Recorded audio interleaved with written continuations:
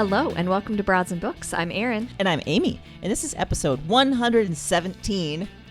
Congratulations on you. Numbers. That was awesome. I feel like I've got practice over the last, 7 episodes. Tell you were feeling good by I'm the look on feeling your face. real good about it. That was good. Feeling even better about this week's theme, which is Born in the USA.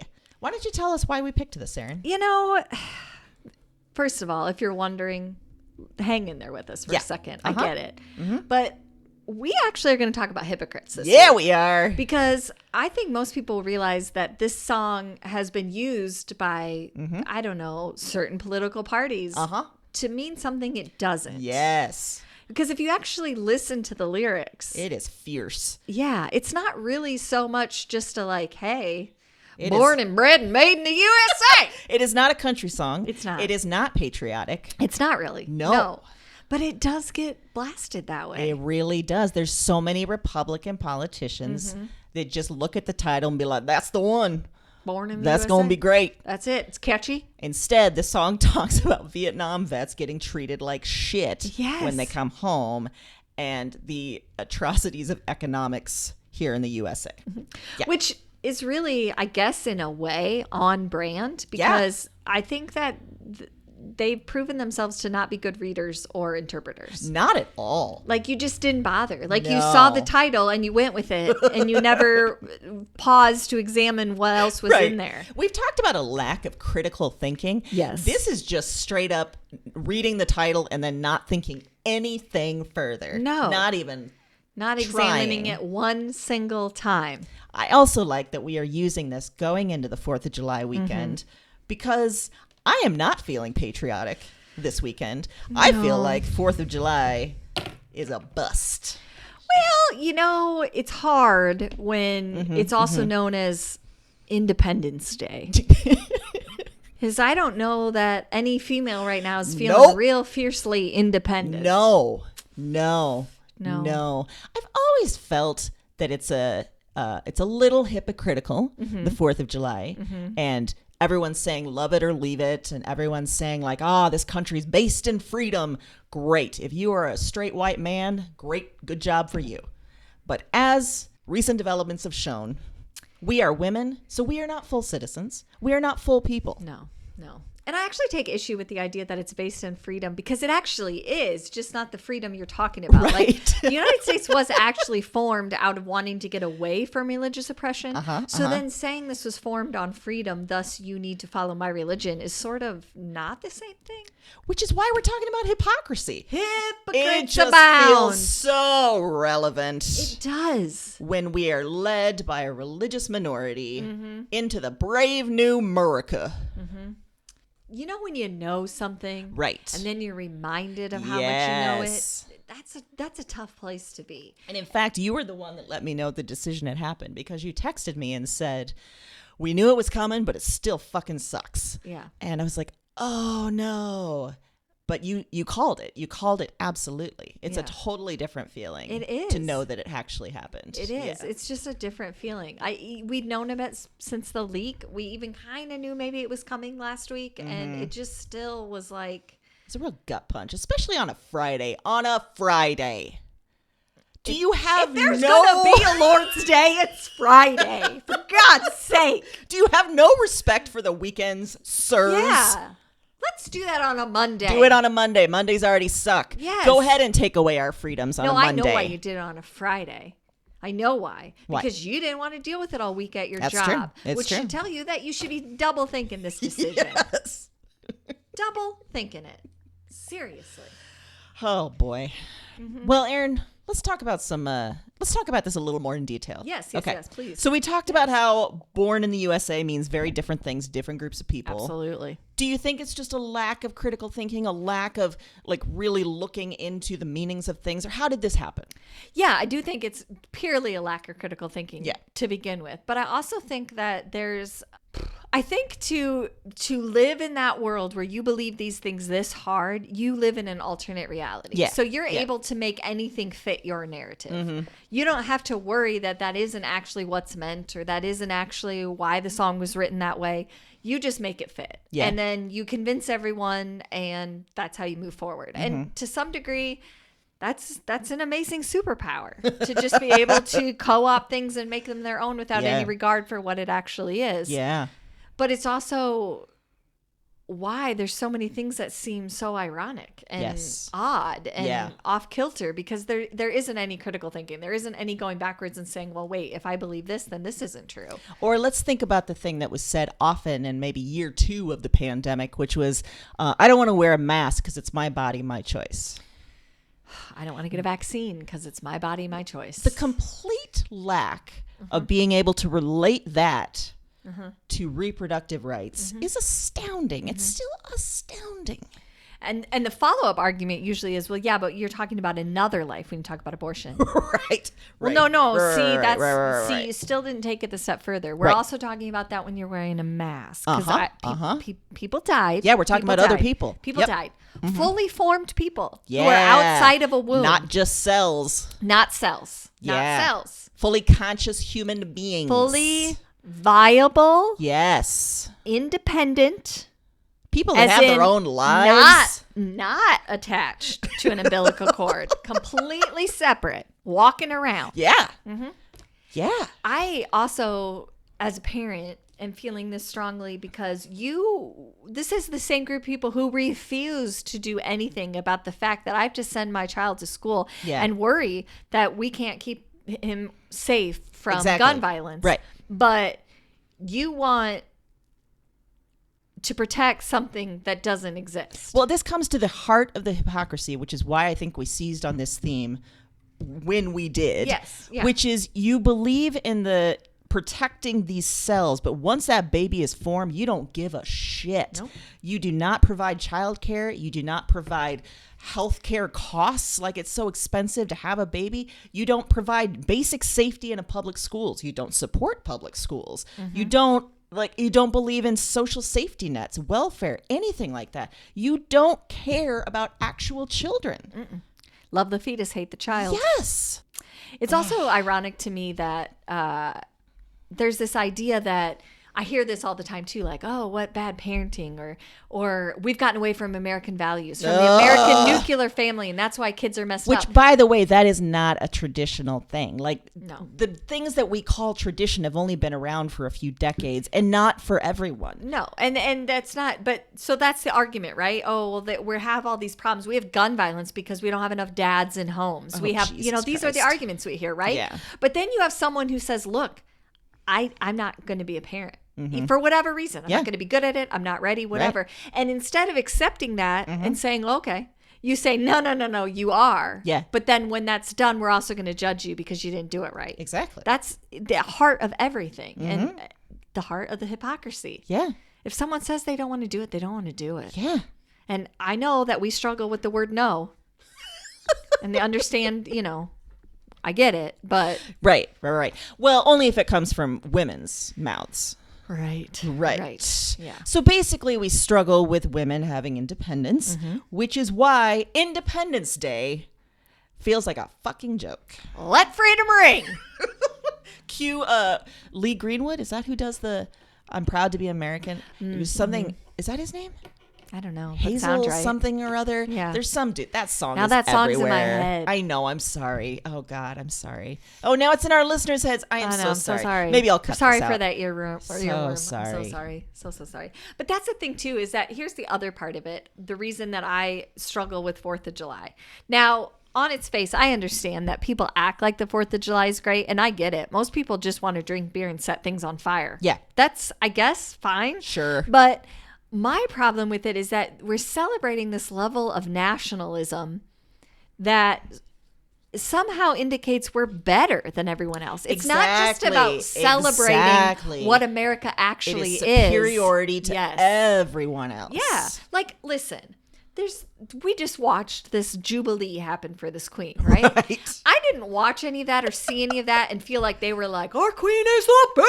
No. Like, they weren't like doing that thing that everybody does here, which is like, America or die, pussies. Exactly. Like, it's not, that's not what's happening. No. But you're right. There is that level of intensity to the point where if I see someone with a flag on their house, I think that person is going to be terrible to be around. Right. You know what I mean? It's become so extreme. And it shouldn't be that way. The flag is just a symbol of our nation. It is where we live, just like the Iowa flag. It shouldn't immediately instill this horrible feeling, but that's what it's become. You're right. Patriotism is now nationalism. And maybe it's always been that way, but it's especially been that way in the last maybe 20 years or so. And when it's now all tied up with religion too, it feels almost like medieval times when we used to consider kings as like chosen by God. Now we're like feeling about, you know, our America, our country has been chosen by God. And well, it's a symbol of what all of this really is, which is a society that has progressed with ideas that are hundreds of years old. Yes. And so to me, that's exactly where this patriotism goes wrong. It's like we have this idea that if you go against that, you're a traitor somehow. So instead of being able to say like, that's a lot, settle down. Like, yeah, I'm from America too, but I don't need to be like that. Well, if you say that, you're automatically a traitor. You don't love your country. You don't belong here. You side with other people. It's become that. Well, that's a very antiquated idea to say that I'm a traitor to my country in a society that's progressed a lot further than that. You're right. There's no discourse allowed. No. You start saying anything supposedly anti-American, and Jesus, get out. Right. Love it or leave it. And, you know, I can tell you what, I feel strongly that there's one way that we know that we have failed and that progress is doomed, and that is when you can't have a conversation. Because the only way that new ideas come out, the only way that things get better is that when we have discussions and we understand the viewpoints of where everyone's coming from. That doesn't mean that you agree with them. It doesn't mean you have to take them on, but understanding the thought process is the only place that gets us to something bigger and better. Yeah. And we've just given up on that completely. Yeah. It was interesting too. I had the good fortune, 6 years ago, to be in Ireland for the 4th of July. And for a few years, remember, I was going to different, I was in Europe over the 4th of July for 3 consecutive years. Yeah. And it was fascinating. I bet. Just to see what they thought of America, if there was any acknowledgement of it at all. In Ireland in 2016, I remember walking into a grocery store in Dublin, and there was a stand that said Happy 4th of July, and on it, it had boxes of Lucky Charms, hot dog buns, no hot dogs, and there was like bags of Lay's potato chips and things like that, and that was it. And some sparklers. I think there were some sparklers. Oh yeah, there would have to be sparklers. And I was like, so that's what our holiday means, because that's what we've made it mean. Like we make everything just this weird, very like limited view. Like it's just such a joke. It's always been a joke. Well, we've allowed capitalism and consumerism to dictate what defines us on every level, and we've forgotten that that's where things get corrupt. And no one wants to hear that. No one wants to hear that their viewpoints are spurred by big business and by people that are lobbying behind your back, but that's what's happening. That's what's happening. And you're all just falling for it. Just falling for it. You're 2 steps away from drinking the Kool-Aid and wearing the Nikes. I'm sorry. I think most of you are already there. Yeah. And when I say you, it's probably not you listeners. No, because I don't think you're listening to this. You're not listening to us. And in fact, if you're listening to this, know that you're not alone. We feel where you're at. Absolutely. In fact, that's why we wanted to come in hot this weekend, because we know. Like, we're all in a weird emotional state, especially those of us. And I feel like those of us who love books like we do, we have become critical thinkers, and we're able to see past that. And that may be sort of a blanket observation that's not, of course, accurate for everyone. But I'm going to say book lovers are the best kind of people. Why do you think they want to ban books? Exactly. Because it stunts critical thinking. Exactly. Anytime someone wants to stunt your critical thinking, you got to know. You got a problem. If you look at history, that's where it always starts. It starts with books and ideas. It starts with controlling women's bodies. This is a thing. But, you know, we've talked about this for a long time. We were always hysterical. So, God, we are so hysterical. So hysterical. We are nuts. You got to calm down. You're exaggerating. It's That's not going to happen. Just everything's going to be fine. It's just a political candidate. He won't do anything. It's fine. It's fine. Never mind that I'm watching a news story at the same time that's talking about how women dying in childbirth has gone up in the last 2 years, like an enormous amount, which is absurd. As we're moving into 2023, that we still have women that are dying during childbirth. And there's going to be more, because more and more and more and more. Without abortion, more women are going to die. And more women are going to die trying to get an abortion. Mm-hmm. And we are going to spend enormous amounts of money trying to figure out how to enforce this and trying to change all these laws, when instead we could put that into good medical care in areas that don't have that. We could actually solve problems with this money. But instead what we're going to do is create a whole bunch that just we have to unravel for years and years and years and years. And it's going to further entrench all the unfair systems in our system. I mean, it's going to further entrench racism. It's going to further entrench homophobia. I mean, and we know, as good old Clarence Thomas told us, this is not the end. They're coming for us in all these other ways. So, yeah, it just feels like time travel. And you got to ask yourself some questions. If you're a female and now you're riled up and you're ready, we've got this Roe v. Wade issue. Now what are they going to do? They're going to do something else because we're distracted. They got us effectively distracted so that they can do something else. And that's what's sad about it, is that women keep having to take up a fight that we've already finished. And we're so exhausted from having to fight all of this and still dealing with all the inequities that our society has with women. And that is on purpose, keeping us exhausted, keeping us sad. One thing you can do is, especially those that might have resources, there's places you can donate. There's places you can support. There's ways to get involved. Yes. I'll include a few links in the show notes if you're feeling particularly unsure of what to do next. Yes. Yeah. And keep reading. Yes, keep reading. That's a big one too. Keep reading. And all the things, I know that we sometimes talk about, you can feel small. You can feel like what you do doesn't matter. But every little bit does matter, and every little bit helps. And even if you make yourself a well-rounded person so that you can pass that on to someone else, you're starting to help the next generation and the next generation and the next generation. Like, there is work to be done, and there are ways to do it, even when it feels insurmountable and ridiculous. And I think that's one way I've been able to sort of get out of the funk, is to focus on some of that smaller stuff, that individual stuff, like helping women here in Iowa through the Iowa Abortion Access Front or other things like that. Because whether or not it's true, it feels like some of these things, state government, national government, it's so out of our control. Yes. That by focusing on actual women who need some help, it might feel good both for yourself as well as being able to help the cause. We'll keep reading. We'll keep, talking about this stuff. In fact, hypocrisy is everywhere. It's not just about reproductive rights. No, it's not just about religion and government. Those are two prime examples. Yes. Yeah. Well, here's something that I think about too in terms of hypocrisy. We're really railing on it here with Roe v. Wade, but do you think it's entirely possible to live as a human and not be a hypocrite on some level? No. I think that even unintentionally. Yeah. Because what we believe is not always going to match up with our behavior, just on a very small scale. Like, just to... We're not always looking to go into social gatherings and start a fight. So sometimes we'll ignore the things that we believe or the things that we feel strongly about just to get out of an uncomfortable social situation. Absolutely. That could be seen as hypocrisy. Absolutely. Yeah. I feel like being a parent is 95% hypocrisy. Do as I say, not as I do. Yeah. That's true. There's just so many things that, there's so many times where you're like, no, I want better for you. I understand what it looks like over here, but I want better for you. And I think that that's the trick with hypocrisy, right? Is that it's something we can fling at everyone. Well, everyone's a hypocrite. But what we're really talking about is hypocrisy on the level where you're standing strong in a belief that is so clearly false. And or that on the other side, you so clearly don't believe. You haven't taken the steps. It's like you've gotten to A, but you don't understand that there's all the way to Z. And so you just don't care. Yeah, you don't care. You're just standing in that one thing. Yeah. It's like standing in, I don't know, like an example would be like standing in front of a Four Seasons landscaping place and acting like you planned for it to be there. Right. As opposed to just admitting and saying, look, we shouldn't be here. I thought this was a Four Seasons hotel.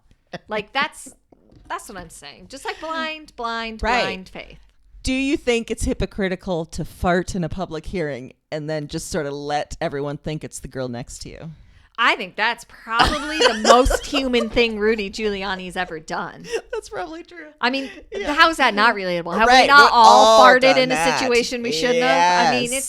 it's happened for all of us. Yes. I think the most hypocritical thing is then to turn around and act like, you're What? the best thing since sliced bread. Yeah, but- that's true. That's true. When your face is melting. Right. I was going to say that seemed more to say the symbolism of having your face melt off while you're trying to perpetuate that the election was stolen feels like It's like your body is trying to communicate outside of your mouth. Like your body knows you were a straight up liar. if I was a very devout religious person, I would say that was a sign from God. Like the Holy Like your Spirit face was working. melting. Yeah. It was melting in front of you because he's a hypocrite.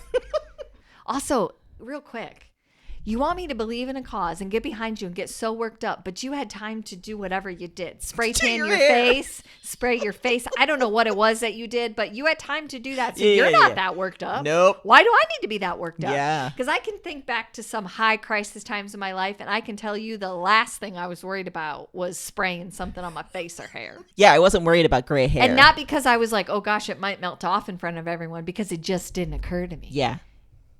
You got questions. Mm-hmm. And I don't know about anyone else, but I've never been more scared than when I realized that there are times that Rudy Giuliani's drunk and gives advice. Yeah. Because Rudy Giuliani sober's not great. No. So drunk, Real bad.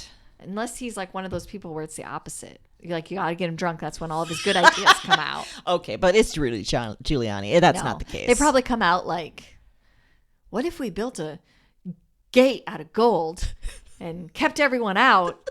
And then you could only get in if you had more gold to add to the gate. Yeah. And they're like, yeah, we'll call that a border. Done. I was trying to remember the other day. I was like, was there a time when he was respected? And vaguely, I think so. Like late 90s, early 2000s? Yeah. Not everyone agreed with his politics, but he seemed to be at least a somewhat decent human being.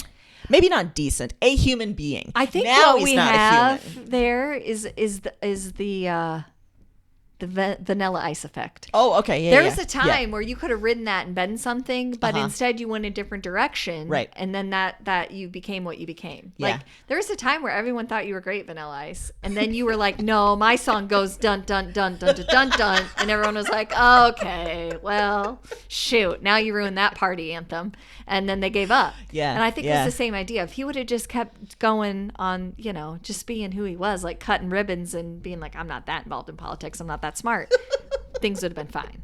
But instead, here we are. I remember one of the first signs of realizing, like, oh, there's something wrong with him is when he was saying that Hillary Clinton wasn't there, like in the September 11th response, but there was an actual photo of her and him like walking in New York streets during that Yeah. time. It was like, huh. That's another good sign of hypocrisy. When you're confronted with like a full-on fact, like Right. this is just facts. Right. And you're like, no, Yeah, No. that's not true.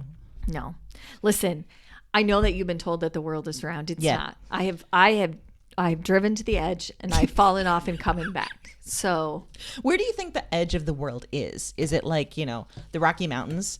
Like it's just on the other side. Maybe California is not real. Maybe think it's a that, myth. yeah. I think for Rudy Giuliani, the edge of the earth is like Newark. That's true. Yeah, because all of the rest of the country is. Doesn't matter. Yeah. That's why he had gas, because you bring him to Washington D.C. and he's like, I didn't even know that the United States was this big. Where am I?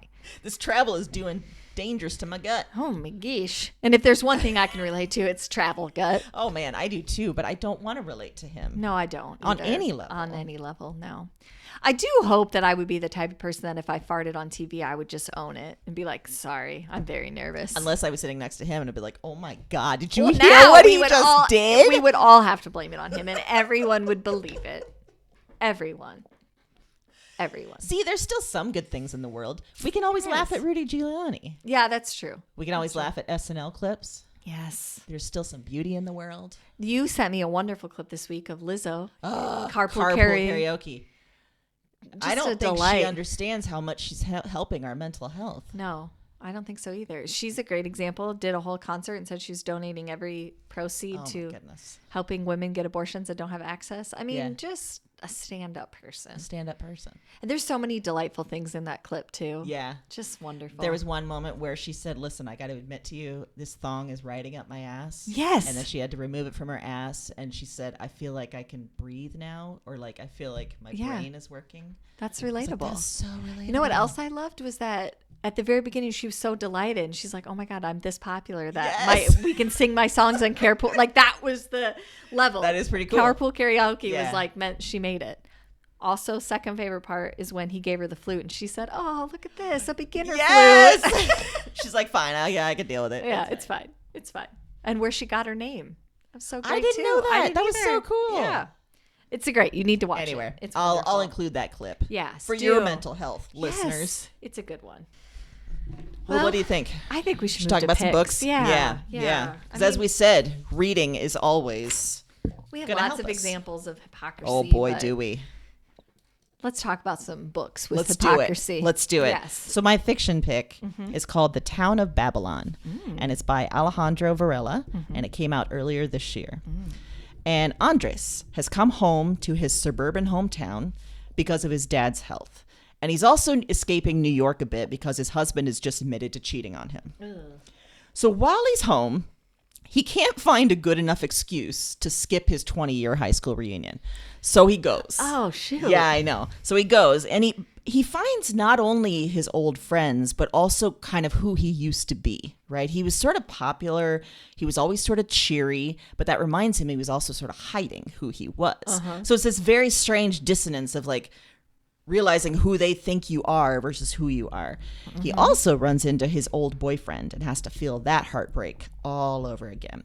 So after the reunion and for a few weeks after, he connects with some of these people that he hasn't connected with in a long time. He visits an old friend that's now in a mental hospital. He also meets an old bully that's very homophobic, but now he runs an evangelical church. God has saved him, Aaron. Oh, no. And he runs into his old boyfriend. And all while this, he's also dealing with his brother's death that he's never really dealt with. Along the way, he's looking at his hometown with new eyes. His parents came here from El Salvador and Colombia to start an American life.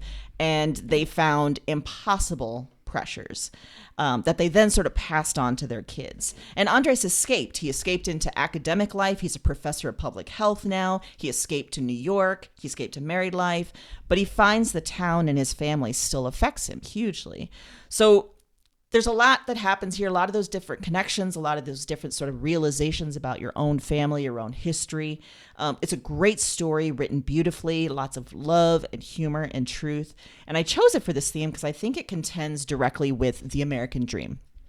We've talked about the American dream before. We've had a whole episode about it. I feel like that is one of the examples of hypocrisy that we don't often align between the two of them, right?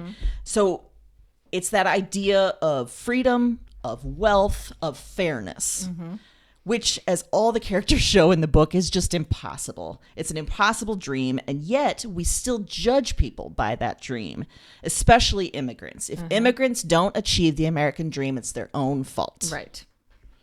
And it breeds this sort of sense of competition. Like his parents are chastising other ethnic groups in the town for not trying hard enough or not persisting in the face of all this bullshit. So there's this sort of like, I got to make it and I got to step on everyone else to do it. Right. Because only one of us is going to be allowed into this American dream kind of thing, which just makes your life miserable. Yes.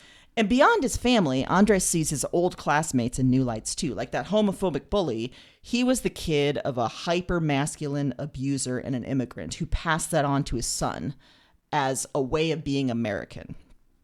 And that old friend in the hospital, her parents faced redlining when they were trying to move anywhere and could only live in this town. And his brother, he was failed by public health and just the complete lack thereof. So we get the sense that all of our systems are just broken and that capitalism is broken and based off a hypocritical dream. And I mean, that dream wasn't meant for anyone besides white men. But we're still saying that it should be applying to everyone 200 plus years later. And we're all chasing it, especially people that come from other countries. And it just breaks us because it's all hypocritical and wrong. And like I said, it's an enjoyable read. There's a lot of really weighty stuff in it, but things that, you're going to either recognize or things that you're going to be like, oh man, I never thought of it that way before. It's really eye-opening, but also relatable. Mm-hmm. Just the idea of like, I can't find an excuse to not go to this reunion. Yeah. That's a tough one. That made me think of a business idea. Oh, yeah? Okay, we had the relationship thing. Yes. What if we had an excuse hotline? We could offer services. If you needed us to show up in person to give you an excuse. Yes. If you need us to call. If you need a written note. If you need a written note. If you need something staged. Right. We have a bunch of actors at the ready. Oh, man. Can you imagine, like, we would have our own acting repertoire of just people ready to act out scenarios to get you out of uncomfortable things. It would be amazing. Yeah. So great. Can you think of the brainstorming sessions we'd have? They'd be so fun. How are we getting him out of this? This is how. And maybe like there's a premium paid for like, oh shit, I've got a date in 60 minutes. I need to get out of this. Yes. Help me right now. Right now, yes. An on-demand service. Yes. You're going to pay a premium, but we'll get you results. Yes. Feels like a good little offshoot. We've got a terrible holiday function that I don't want to attend. I thought it was a good idea. It's not. Yeah. I realized I'm 20 minutes away. I'm in my car. What do I do?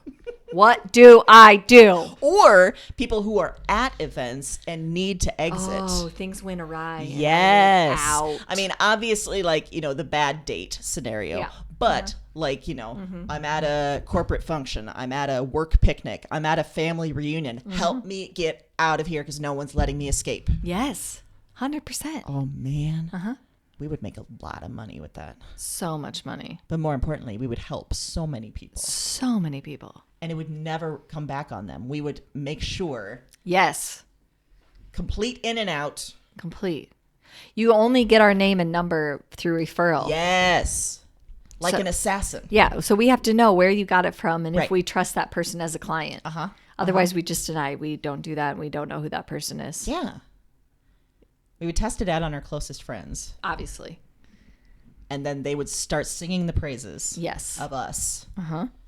And pretty soon, we would be known around the world Yes. as the Excuse Masters. The extraction team. Whoa, yes! Would our titles be like Chief Extraction Officer? We have no titles. Oh, you're right. You're right. You didn't see us. You didn't hear us. We don't exist. We have no hierarchy. There's no hierarchy. You don't even know who's involved. Oh, my God. I may or may not. I may have thought of this. I might not be. I might just be secretly advertising it. You don't know. You don't know. You don't know. The point is you don't know me and don't pretend you do. Exactly. Extraction team. Which now means that once we start that business, we're going to have to come back to this episode and cut this portion. Yep.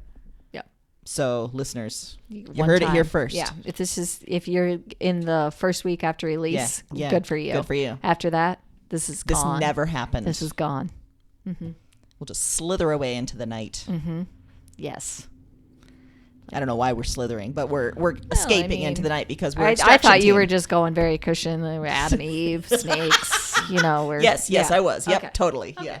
That's We what I are thought. the snakes. That's what I thought. Yeah. Well, my pick this week it's an oldie but a goodie. Ooh. It's from 1998. What? Yeah. It's called The Poisonwood Bible by Oh, Barbara shit. Kingsolver. Yeah. Yeah.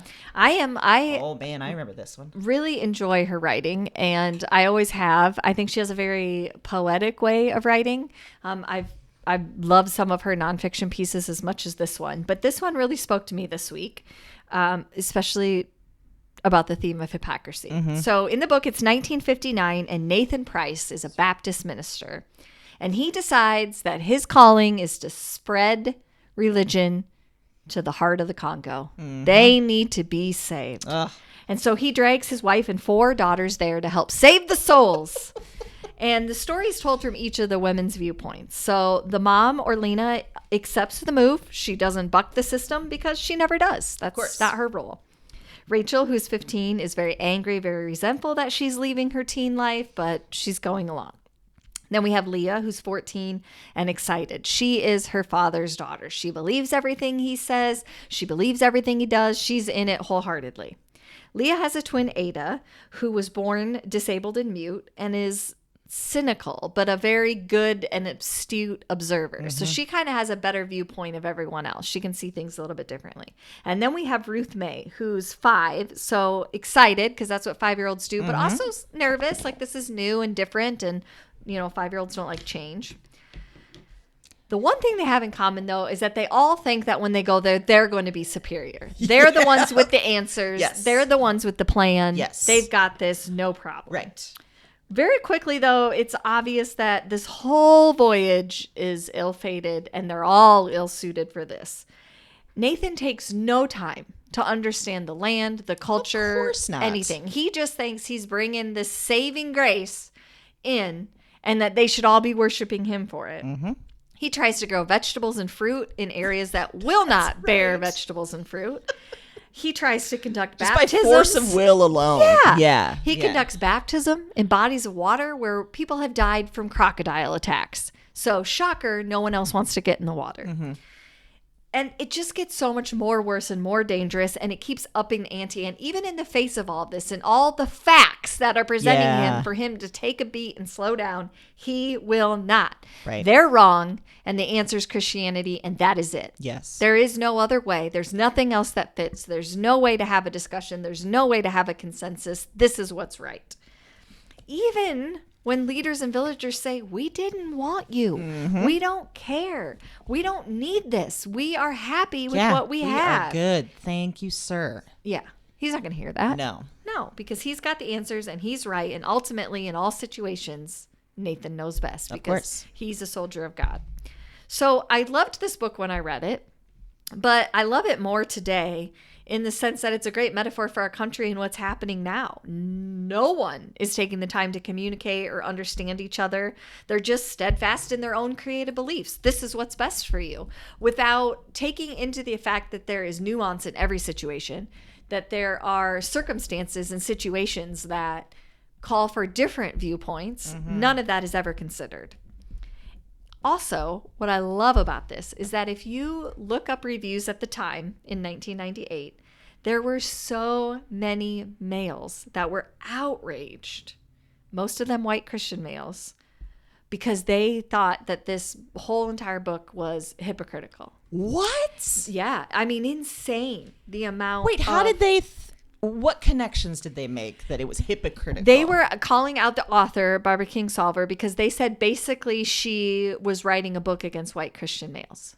They said you're lumping us all together and making us sound like we're all hypocrites and we all just believe this one thing and that we would force it down everyone's throat, and you're not really understanding that there's all these bad things that are happening in the Congo, that they believe in genital mutilation. They believe in genocide. So how can you say that they don't need Christianity? And her point is proven right there. Right.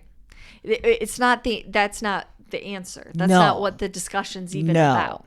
Also, it just reminded me so much of the fact that people can read something and decide that obviously something about that struck with you because you're so scared that this is going to turn someone that you feel like you have to silence it, which tells me that there's some truth to it, or you see something in it you don't want to see. Definitely. Because otherwise it's just a book. Some people are going to read it. Some people aren't.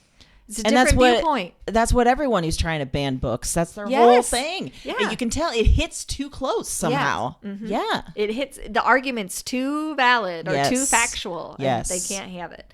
So I like it because the argument about it is about hypocrisy. So it seemed to fit. But particularly now when we have this idea that whatever you think is the best for everyone. And if you take two beats, that just doesn't make sense no matter what. I mean, if you're a white male, then that applies. Correct. Right. Yeah, that's what I mean. Yeah. So 2 thoughts. One, it was either this week or last week I shared with you a Book of Mormon clip. Yes. And this feels very similar. Of course, Book of Mormon is very comedic. It's it's played for laughs, but it's very much about this, about the sort of audacity of these people with no knowledge of a specific region just going in and be like, I'm here to save y'all. Right. Here we go. Here's what you should know. Yeah. And then being like, well, no. No, that's not. No. That's not cool. No. Also, Andrew Reynolds is delightful. He is. Yeah. So delightful. My second point was I remembered reading that, and I loved how she did each of the daughters' voices so distinctly different. And it was such an enjoyable read in that way because you felt so close to that person, whether you liked what you were hearing or not. I just really liked her writing style there. Yeah, I think she's a beautiful writer. She's written a lot of really poetic pieces, and I would guess by other things I've read from her. I guess I haven't done that research specifically, but I would guess that she's a faithful person just by some of her other writing. Is. Yeah. Which is even more brave in a way. Yeah, and it's interesting because I have a lot of respect for people that say, no, I have a faith, but I don't feel like it needs to be used like that. Yes. Yeah, the ability to still think critically when you believe strongly. Yeah, that's that powerful. I have a lot of respect for. Absolutely. Yeah. But great pick. Yeah. On the nose. It's a good one. Yeah. It's worth a revisit, even if you read it before. If you didn't, if you missed it, it's a good one. That's hilarious about the reviews. That sounds so. Yeah. So it was right. like some website called like the Brothers Judd or something. And I'm not lying. That was like this really long blog like post. The Judd sisters? Like Winona Judd? It was like two caricatures of their faces. It was something. Oh, my. And I started reading. I went way down a rabbit hole and I was like, this is great. Like, this is just everything I needed to read right now to reaffirm why you're the worst. Trolls existed back in 1998. Yeah. That's great. Yeah. Yeah. So for my nonfiction pick, it may seem like a stretch. It's not. Okay. It's called The Lonely Hunter, How the Search for Love is Broken. Oh. This came out earlier this year. It's by Amy Lutkin. Okay. It's mostly memoir, but it's also a bit essay, a bit cultural criticism. There's a lot going on in here. So it starts with Amy, the author, in her early 30s living in New York. She's feeling financially secure for the first time in her life. She's got her own place. She's feeling good. And she goes to a dinner party around New Year's, and everyone there is coupled up. So, of course, at some point over the evening, the questions start coming. What's up with your love life? And she says pretty matter-of-factly, like, I don't really know if I'm going to date anyone ever again. Like, some people are just alone forever. Of course, everyone rushes to assure her. No, it's going to happen. It's going to come. You have to stop looking for it and it will come. You have to work on yourself first and it will come. Everything, and maybe a lot of you haven't heard this, but I've heard this multiple times. Like when she you're never alone, said she wanted to and couldn't find not someone. at all. She just said, I'm not going to. She just had she said that maybe it's not going to happen for me. And she didn't say that's okay, but I think that's where she was at. Yeah. But it was not okay, Okay. to everyone else. Okay? Sure, of course. So what happens then is Amy leaves feeling kind of pitied, feeling kind of hurt, feeling kind of confused. Like, shit, do I have this all wrong? So she writes an essay on this topic, particularly about loneliness, the difference between loneliness and being alone, which is a distinction I've long thought should be much more separate, right? Yeah. And why we are so uncomfortable around singleness and why we have so much pressure to couple up and why our life is incomplete if you don't have a person. So this essay takes off and lots of people are writing her in support like, oh my God, this is totally it. This is how I feel. And also there's a lot of trolls and it kind of gets to her. So she embarks on an experiment in the new year. And that experiment is she's going to see, maybe I've been missing out. Maybe I can renew my search for love. And maybe all of these things that people promise love will bring will come my way. Yikes. So she first falls down the rabbit hole of working on yourself, which means joining a gym, doing the Whole30 thing, going full on diet culture, falling down the wellness route too. Okay. And she finds she's spending so much money, so much time trying to create this new body that then she might feel it could be loved. Okay.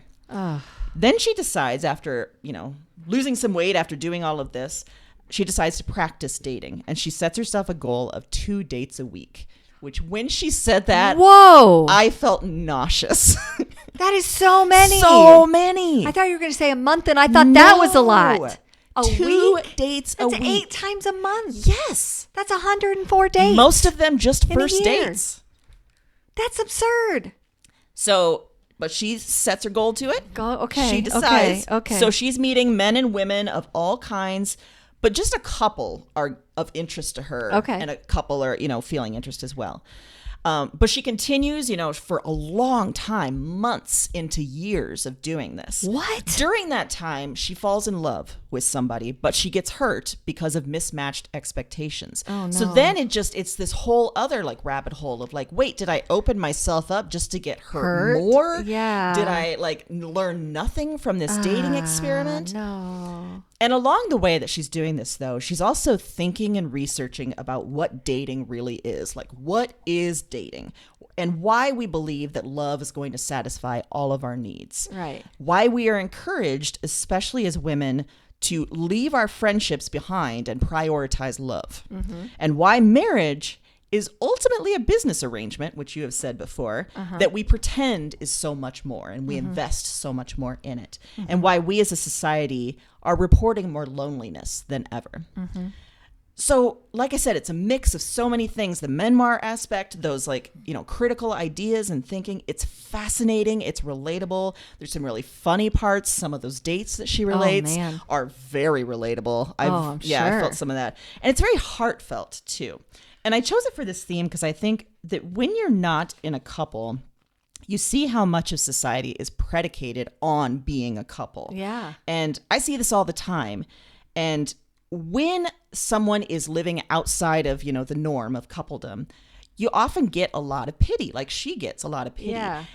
And the assumption that you must be terribly lonely. You must be so lonely.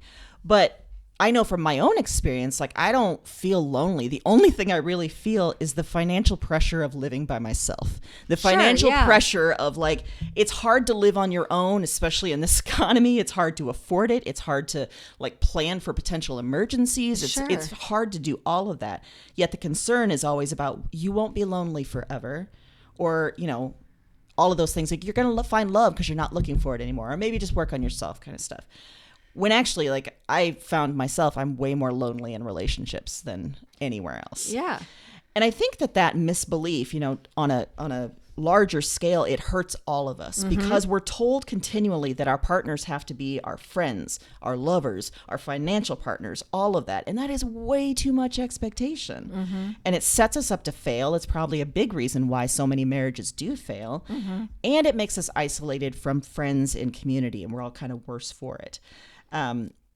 She talks a lot about isolation and how our current society, especially just over the last 2 decades, how we have so much more connection online, but that is also accompanied like a lack of like communal support and a lack of community and lack of like actual social groups and things like that.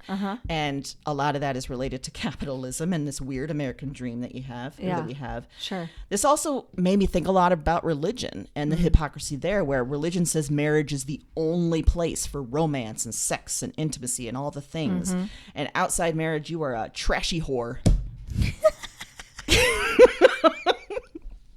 And a heathen. You are a heathen. Trashy whore. That's what it was making me think when thinking about this idea of hypocrisy when you're talking, is this idea of, and it happens all the time, that couples somehow think that they have this all figured out. And but I know so many people that are so much worse off or so much more mentally unhealthy in a relationship than they are on their own. So what is it exactly that we all have figured out? And I think we're all struggling with this expectation that no, we've found what we were looking for. We found love. We found marriage. So we should be happy because this is the end all be all that our society has told us. But in fact, oh shit, I'm not there. Yeah. Yeah. Oh, and I think we're bad at even though we want to say that we're, have progressed past that nuclear family idea, I don't think that we have underneath everything all. I think that that's still a held belief where we can't look at something and say, well, that relationship looks different than mine, so there's no way it works. Yeah. It very well might. I mean, there's just so many ways to live in this world, and none of them are the exact answer for everyone, which is really at the heart of hypocrisy, is to say, this works for me, so it must work for everyone. Exactly. Yeah. It is really interesting too, because she gets in she goes on some dates with people who are polyamorous or in other relationships. So she explores a little bit of like, are relationships outside of the defined norm? Like, are they sustainable? Are they, are people in them happier in some way? Have they figured it out? And she kind of goes back and forth on whether or not that's the case. But she also talks too about like at the end, she's thinking like, look, I've laid out a lot of problems. COVID-19 has exacerbated a lot of them. What could we do to help it? And she lays out a lot of things that we would need to do a lot of social work for, you know, building a community more, building social communities, but also like helping and prioritizing chosen families too. Not just saying like, you know, that legal and financial precedence is given to marriage, but maybe also can we fold chosen families into that? Can we fold, you know, friendships? Can we fold some of that to take the pressure off of marriage? So it's fascinating stuff. Yeah, that's amazing. I like that. Well, mine is also a little bit maybe of a curveball in terms of hypocrisy, but it's called Things You Can Do, How to Fight Climate Change and Reduce Waste. Oh, shit. And it's by Eduardo Garcia, who's the author, and it was illustrated by Sarah Boccaccini Meadows. Sorry, I probably slaughtered that second name. And it just came out in April this year of 2022. Wow. He might sound familiar because his New York Times column, One Thing You Can Do, won him a lot of awards. He's an award-winning climate journalist. So the reason I picked it this week is because I feel sometimes like a hypocrite when I get really worked up about something, but then there's nothing to do. Yeah. Like I don't know where to go next. Climate change is one of those areas I feel like that. Like I know that it's a problem, but I don't know how to work that into my daily life sometimes, or it feels like too big of a task. And then that makes me feel like a hypocrite. Like I understand it, but then I'm not willing to make changes or, you know, something. So this book, it's not lecture based. It's not inaccessible. It's just super easy to follow and helps with that feeling of dread that we all face when we don't know where to start. Yeah. It's just simple ideas. And it's almost like tiered. Like at the back, he actually has illustrations that are like, if you're worried about this, here's like a small thing to do all the way down to like big things to do. He has a quote right in the beginning of the book that says, "The greatest threat to our planet is the belief that someone else will save it." And that's by Robert Swan, who was a British explorer.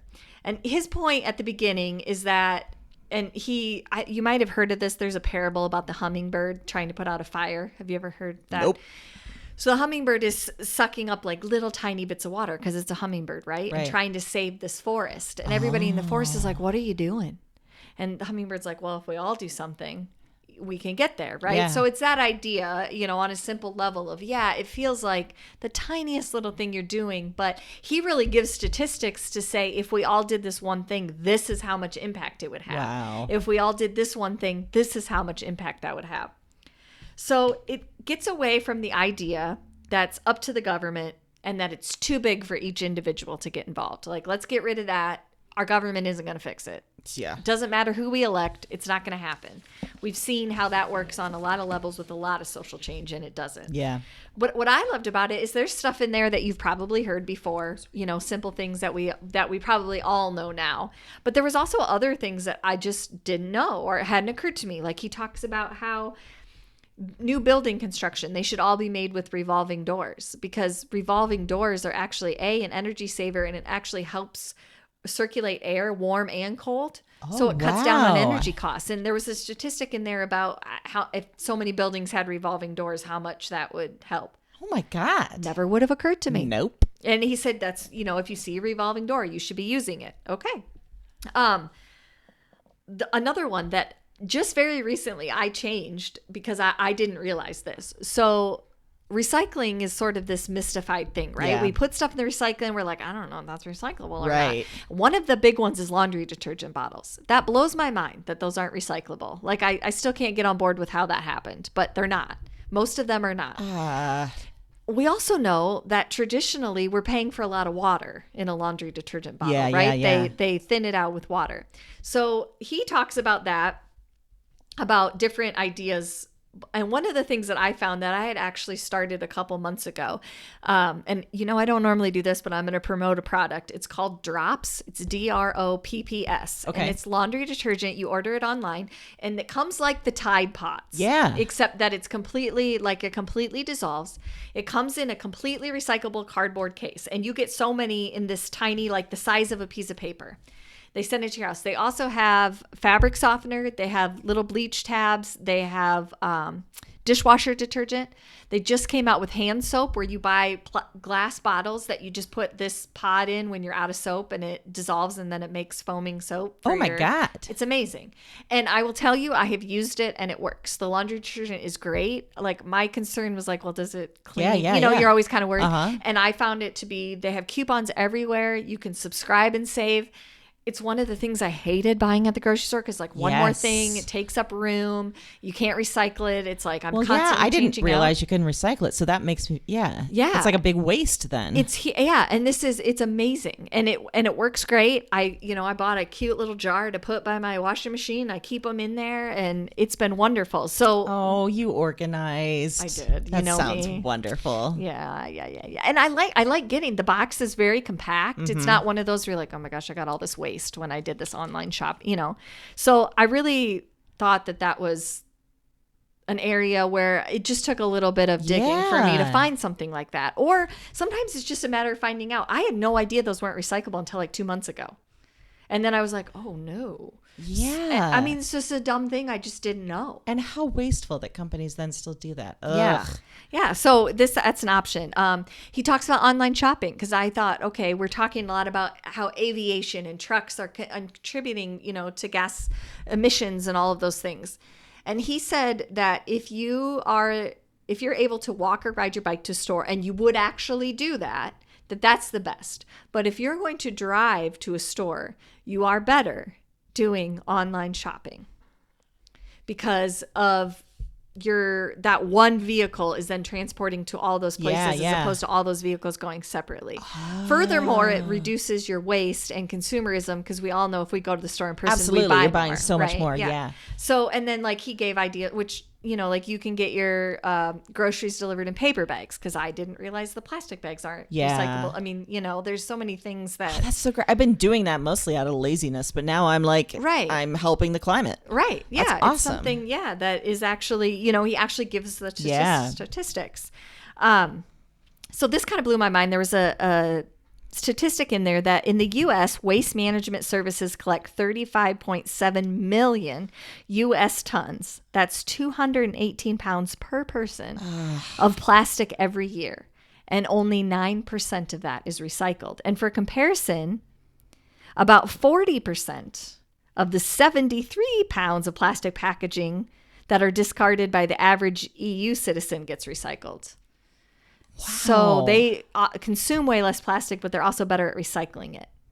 So it's just something, when you start to think about those simple things, we have some of those processes in place. We just don't use them. Yeah. He talks about aluminum.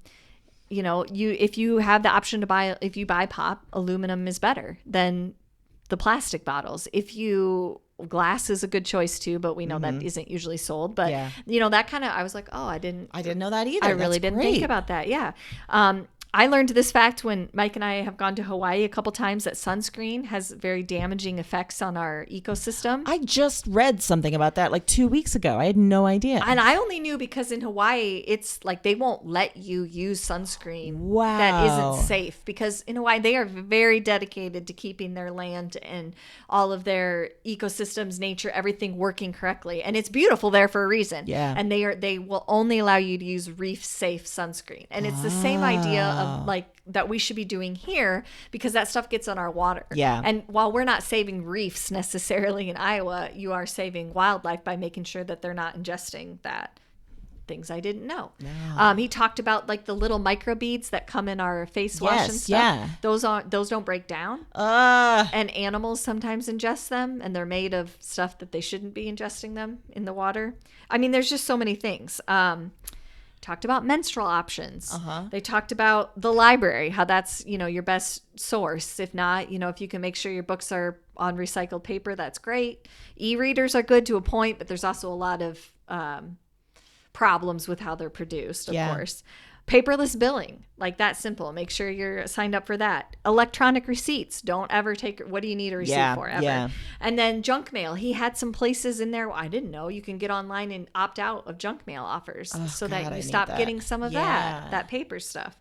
So there was and that's just some of them that jumped out to me. There's with the period stuff. Did he recommend like period products and underwear and things like that? Yeah, he said like the cups or the like you and I have talked about the period underwear, which I'm a huge fan of. Huge fan. Love it. And he talked about like organic menstrual options now. Yeah. But some of that we've started talking about just because we've learned all the chemicals that are put into some of those products, which we are then putting in our body that no one ever really talks about. Yeah. Cool. Yeah. So it's got so many things in there. That's loved the way that it was written. It's got beautiful illustrations, but it's so accessible. It takes no time. He also has a lot of sections that explain just how different processes work, like how meat's made, how some of those things, so you can understand why this is such a big deal. Yeah. He has a whole section about diet and, if you can go meatless even 1-2 meals a week, how much of an impact that makes. So there's just tons of good information and little things that you could institute. That's fantastic. Thanks for bringing that. I think that'll help a lot of our listeners with little things. I just loved it. It was a great idea for a book. It's beautiful, actually. The pictures are so wonderful. So you're right. I mean, obviously, government has shown with the newest Supreme Court decision that they don't give a shit about climate change and the environment. So yeah, that's just cool. it. It's cool. Yeah, we're at a point now where I think we've realized that the government isn't going to save everything. No.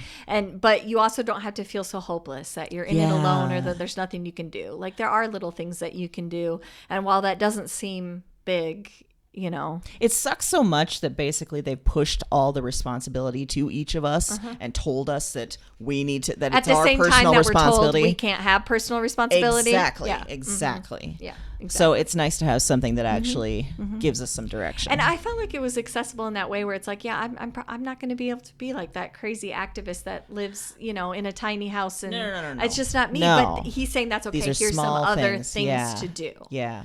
So that's great. Yeah. Also, we need some drops money. We need some sponsorship dollars because I'm going to sign up after this. That sounds amazing. I know. I've been waiting because I wanted to make sure they worked before I told anyone about it, but they've been great. I'm on my second order and I'm a fan. That's awesome. You can get different scents. I don't have any sense of smell, so I go unscented, but some people that's important to them, and they have everything on there. It's amazing. So wow. They come super fast too. And you lost your sense of smell because your allergies burn them out of your nose pretty much, right? Yeah. Because I just lived for years with cats without realizing that I had a horrible allergy. Because who does that? Me. It makes me feel a little better when you are coming over to record because then I'm like, oh no, if the litter box, if the cats have just dropped a deuce or something, you don't smell anything. Nothing. You smell nothing. So my house is a beautiful smelling paradise. Yeah, I got nothing. Yeah. When my grandchildren go to the bathroom, I always change them to give everyone a break because I can't smell it. That's amazing. You have like a superpower. It is. It's not bad all the time. I will tell you that. And we could include that in our extraction team somehow. Like that superpower will be important in a way that we need to figure out. I can tell you one time that there are times that not having a sense of smell fails you. Okay. And one of those is when something's burning. Oh, that's a... Mm-hmm. That's why we need our sense of smell. Yeah. Things like that. Yeah. But that's what fire alarms are for. That's when your big family will come in handy. Yes. Someone smells it. Someone's there. Yeah. Yes. So for my pop culture pick, I don't know. I had a feeling maybe we might choose the same one. My God, we did. We did. I knew it. I know. I almost asked that. I was like, nope. We did. I knew it. That's great. But this is the most appropriate one. It's so perfect. Okay. So this is Under the Banner of Heaven. This was a 7 episodes limited series. Woo. Came out from Hulu earlier this year. It's all done. It features the delightful and beautiful Andrew Garfield, who you are now a huge fan of. Huge. I've indoctrinated you into the cult of Andrew Garfield. Yeah, there was a couple scenes that I was like, wow. Yeah. Wow. Even as a Mormon. I know. In fact, one of our friends asked, ooh, do we get to see him naked? And I was like, well, he's wearing Mormon underwear. And he's like, oh, yeah. Yeah.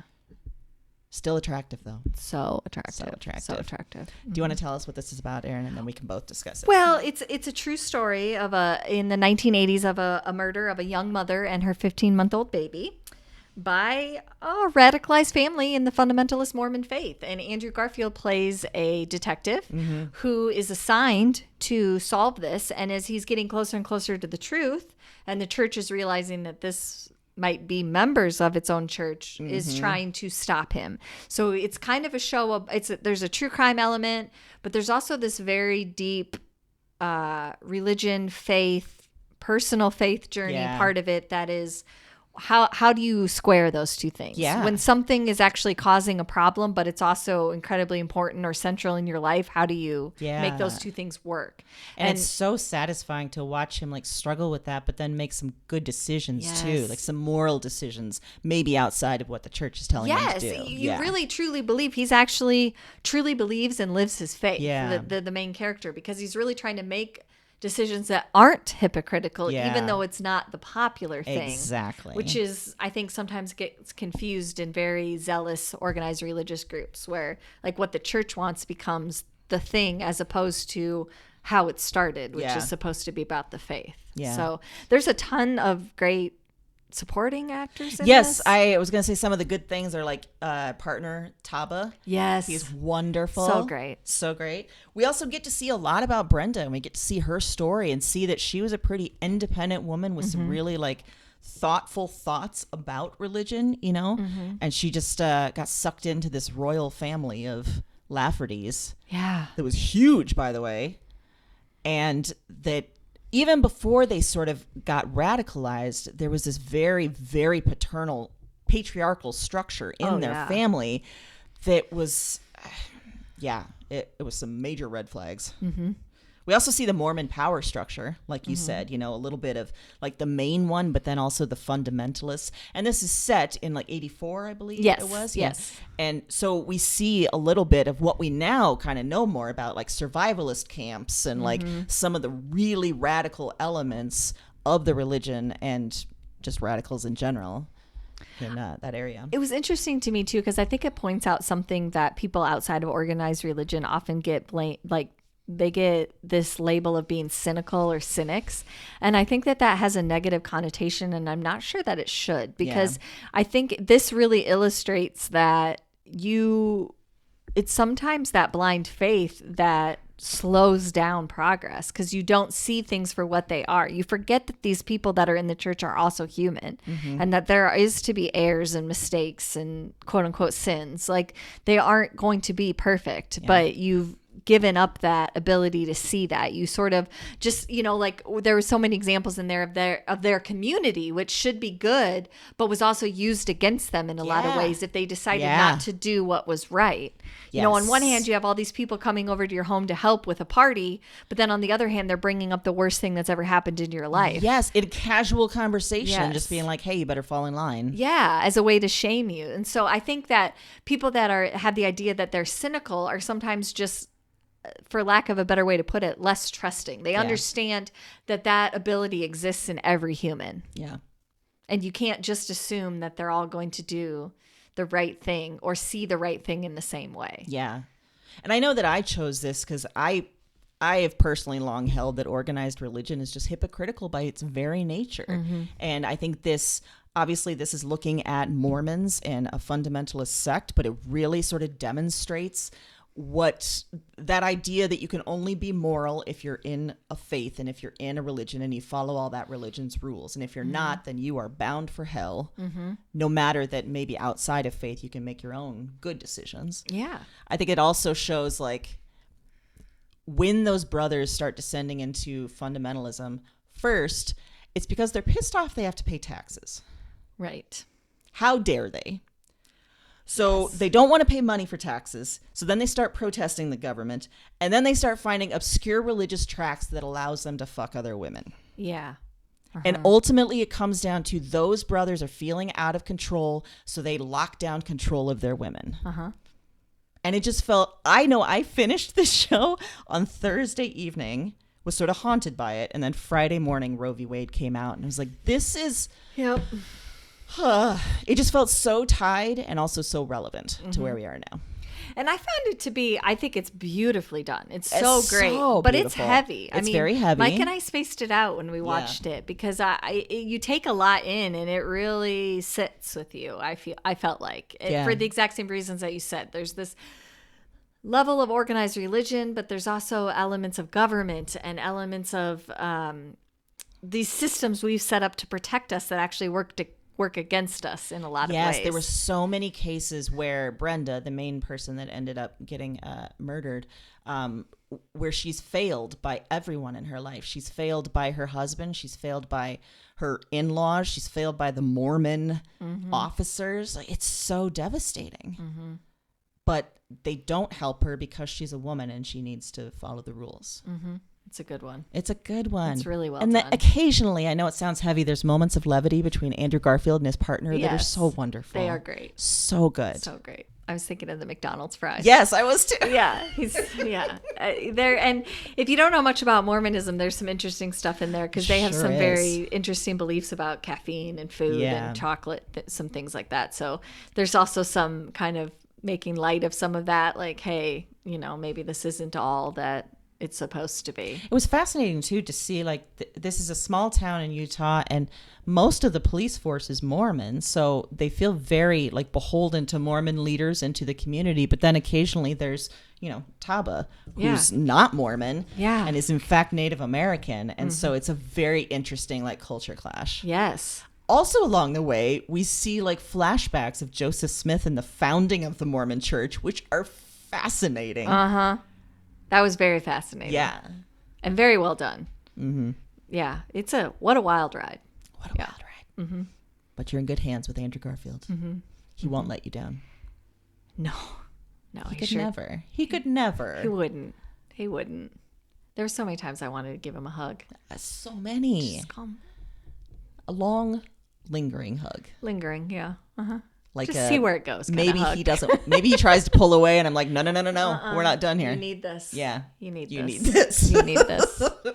Whenever I say you need this, it makes me think of we traveled when I was pregnant with Mason to Nashville, Tennessee, and we were in a Waffle House, and I ordered a waffle, as one does in a Waffle House. Yeah, and I was sitting there, and the waitress brought it over, and said, as she sat it down, "Your baby wants this." Whoa! And Mike and I have never been so afraid to eat a waffle in our entire lives because I was like, I don't know, should I eat this now? What did they put in this waffle? Right. Seems but also my baby did want it because I was starving. Yeah.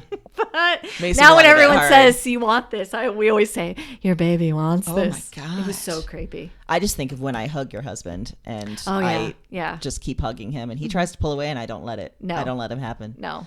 As you should. Yeah.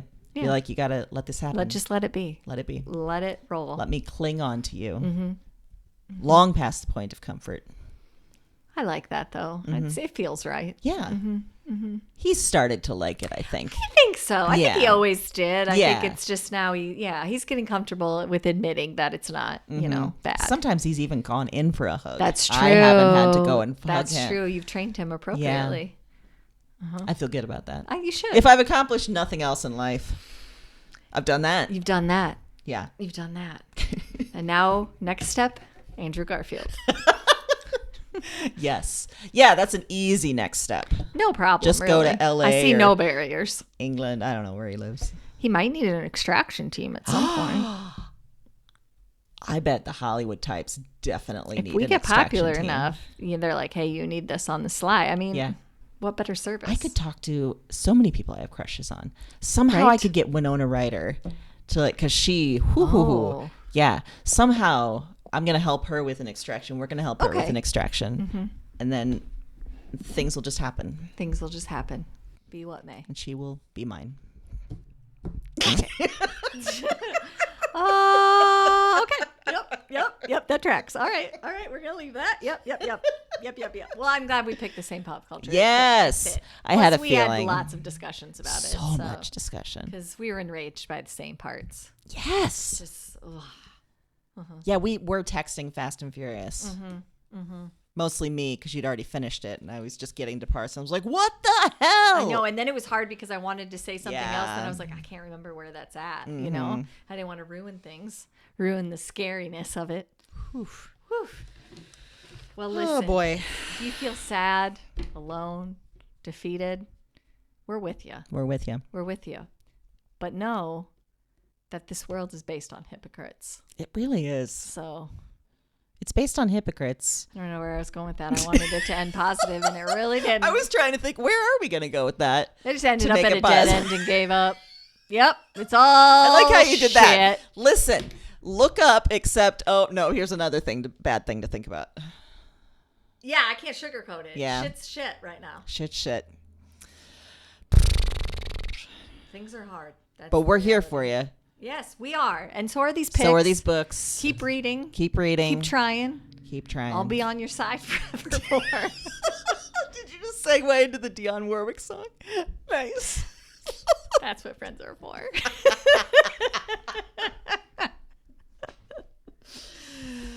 Okay. Times are weird. Times are weird, so we needed a supersized episode. We did. Here we are. We did. Well, we'll see you in 2 weeks. We will. And we'll have more great things to say. We will. And in the meantime. Take some pleasure in reading. Yes. Happy reading.